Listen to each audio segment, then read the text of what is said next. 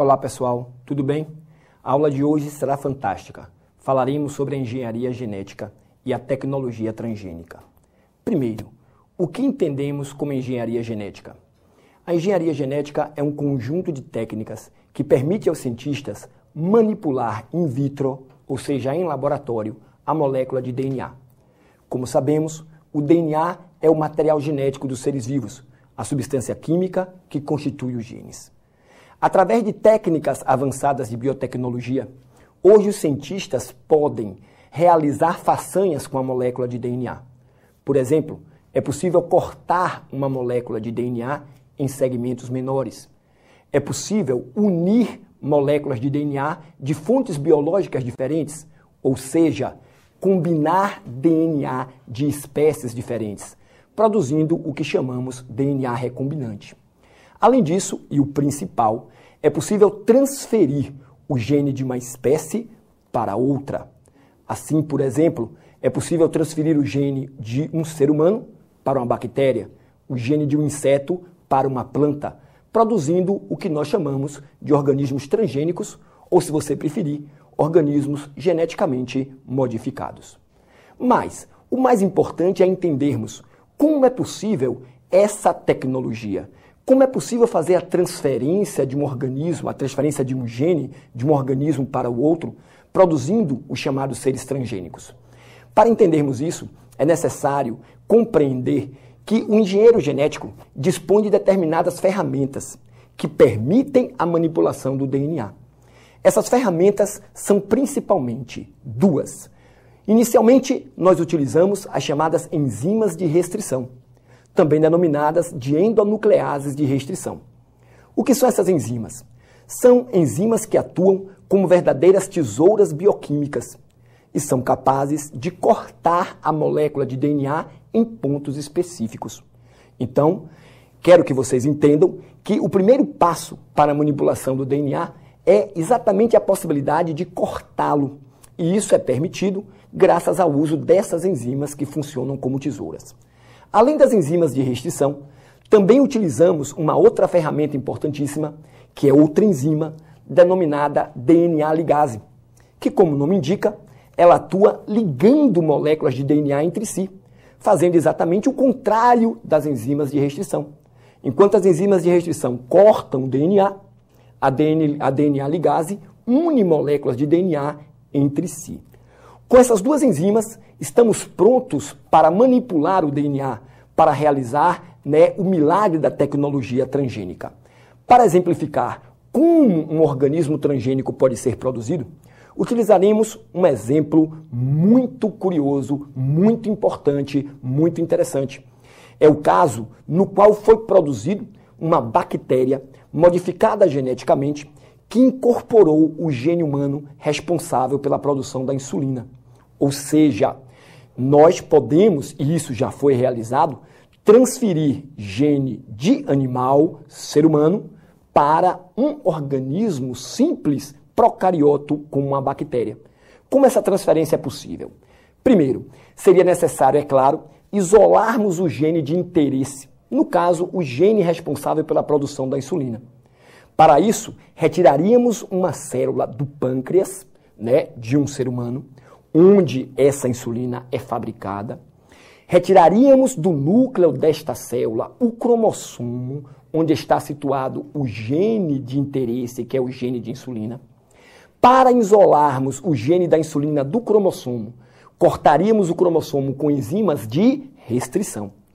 Com isso, o gene da insulina poderia ser, como eu disse, isolado, extirpado do cromossomo e guardado para uso posterior. Em seguida, o que faríamos? A partir de uma bactéria, nós isolaríamos da bactéria um plasmídio. Você me pergunta, o que é um plasmídio, Caio? Pois bem, sabemos que uma bactéria é um organismo procarioto, unicelular, e, claro, possui como seu material genético o DNA. Mas além do DNA bacteriano, o DNA genômico, que constitui o cromossomo da bactéria, a bactéria possui no citoplasma pequeninas moléculas de DNA circulares. Essas pequenas moléculas de DNA em forma de círculo, que contêm poucos genes, muitos são genes para resistência a antibióticos, Elas são denominadas de plasmídios e se prestam muito bem à utilização na tecnologia transgênica. Aí o que faríamos? Retiraríamos do interior da bactéria esse plasmídio. Esse mesmo plasmídio seria cortado com a utilização das mesmas enzimas de restrição que utilizamos para cortar o cromossomo humano e isolar o gene da insulina.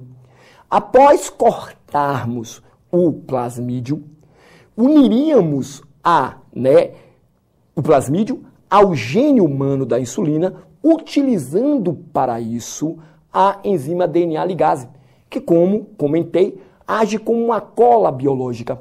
Com isso, uniríamos o gene humano, responsável pela síntese da insulina, com o plasmídio bacteriano.